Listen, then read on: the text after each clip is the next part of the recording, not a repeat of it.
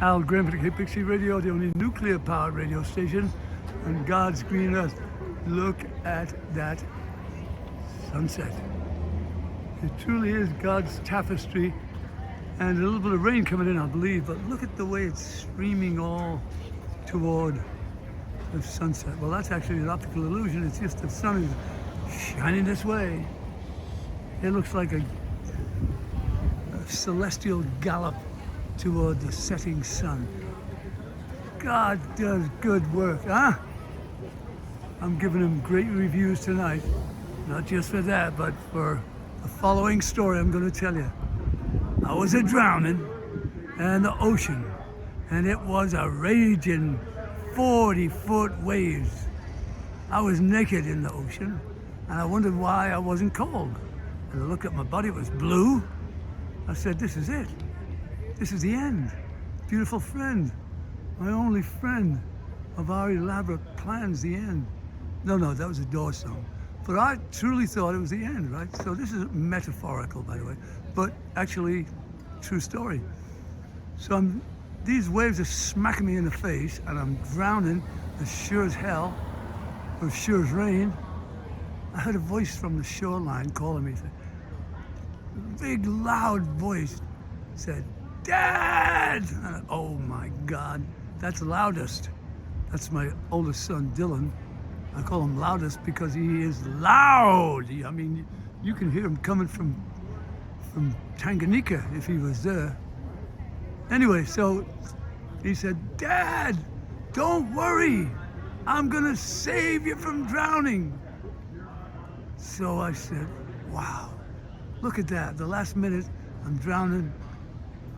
So he rows out in a little pea green boat.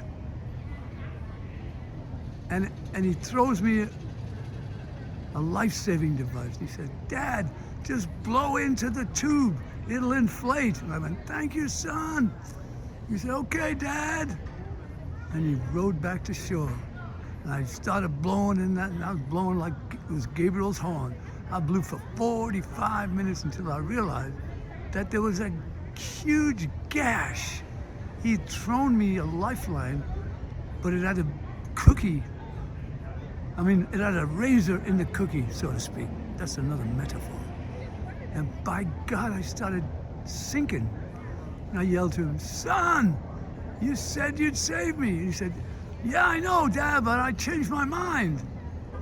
I said, but why? And he said, well, what do you mean, why? Don't you remember? And I said, no, I don't, son. Tell me before I die. And he said, well, when you left, your wife and my mother, and I said, whoa, wait a minute. I didn't exactly leave. I was kind of like coaxed, wouldn't you say? He said, well, yeah, be that as it may. No matter what, when you left, I had to shop at a discount store. My mother took me there on Mondays. I was so ashamed. It dawned on me, my dad left us. He wasn't going to be around anymore to have the fun we had, to do the loony shit we did together. And so I said to myself, self, that's what you get, you dumb bastard. What do you expect, your son to come and save you? No one's going to come and save you. The only one that can save you is God. So I started praying to God, but I sank anyway.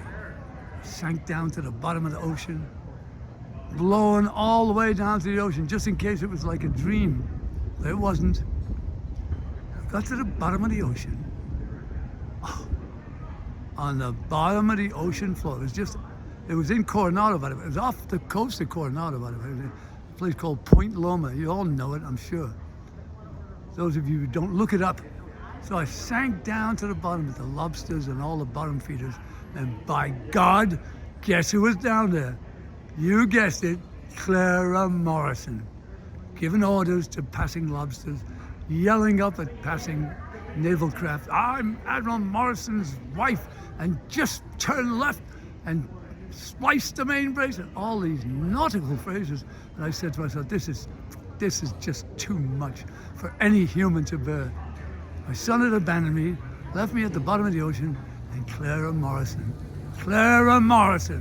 she's the one who, when the IRA bombed a building in London and held everybody hostage. And they couldn't get him out. The SAS was about to go in when suddenly someone informed the terrorists that Clara Morrison was in town, and one of them shot himself on the spot, and the rest gave up immediately. That was Clara Morrison. So anyway, so I said, this is it. I'm out of here. No matter what, I don't mind the drowning, but the laying in the grave so long with Clara Morrison, oh, give me. I swam to the top. I saw my son walking away, and I yelled to him, I didn't die! I didn't die! He said, I knew it, Pop. I knew you'd never die. That's why I threw you a bad lifeline. I said, you lying bastard.